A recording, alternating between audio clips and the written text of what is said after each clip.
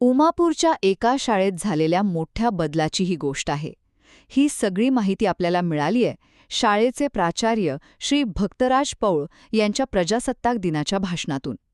त्यांनी सांगितले की कसं त्यांनी पालकांना, विशेषतः महिलांना सोबत घेऊन शाळेचा चेहरामोहराच बदलून टाकला. तर पहिली महत्त्वाची गोष्ट म्हणजे त्यांनी एक मोठा गैरसमज मोडून काढला. उमापूरच्या महिला शाळेत येत नाहीत असं म्हटलं जायचं. पण यावर उपाय म्हणून प्राचार्य आणि शिक्षकांची टीम स्वतःहून खंडोबावस्ती, पिंगळेवस्ती अशा ठिकाणी पोचली. तिथे त्यांनी माता-पालक संवाद बैठका घेतल्या आणि त्याला महिलांनी जबरदस्त प्रतिसाद दिला. आणि दुसरी गोष्ट म्हणजे याचा थेट परिणाम. विद्यार्थ्यांची शाळेतली हजेरी चक्क 98 ते 99% पोहोचली. एवढंच नाही तर प्राचार्यांनी पालकांसमोर एक मोठं ध्येय ठेवलंय. प्रत्येक घरात किमान एक तरी सरकारी नोकरदार घडवायचा. आणि शेवटी फक्त अभ्यास नाही तर मुलांचा सर्वांगीण विकास.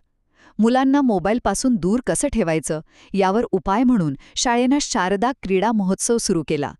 कबड्डी, खो खो, पोहणं, प्रश्नमंजुषा असे खेळ घेतले आणि विजेत्यांना बक्षीसही दिली. थोडक्यात सांगायचं तर उमापूर शाळेची ही गोष्ट दाखवते की एक चांगलं नेतृत्व आणि समाजाचा थेट सहभाग शिक्षण क्षेत्रात किती मोठे बदल घडवू शकतो.